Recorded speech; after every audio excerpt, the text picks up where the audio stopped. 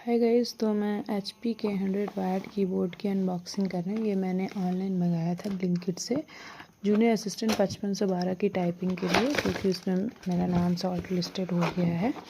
सो आप इसको देख सकते हैं कि मुझे जल्दी चाहिए था, इसलिए मैंने ब्लिंकिट से मंगाया, वरना अमेजोन में ही सस्ता पड़ रहा था 50 रुपये तक। सो ये देखिए, आप देख सकते हैं इसको। ये बहुत ही सॉफ्ट है। मैं पहले जिस पे करती थी वो बहुत ही हार्ड था। इसमें मैंने मंगाया, एक दिन तो मुझे दिक्कत हुई क्योंकि मेरी कीज़ ज़्यादा ही दब जा रही थी, क्योंकि मैं इतना हार्ड से कर रही थी। पर अब एक दिन प्रैक्टिस के बाद अपने आप ही मेरी स्पीड भी इसमें बढ़ गई है। ये बहुत स्मूथ भी है, मेरे हाथ भी नहीं दर्द करते।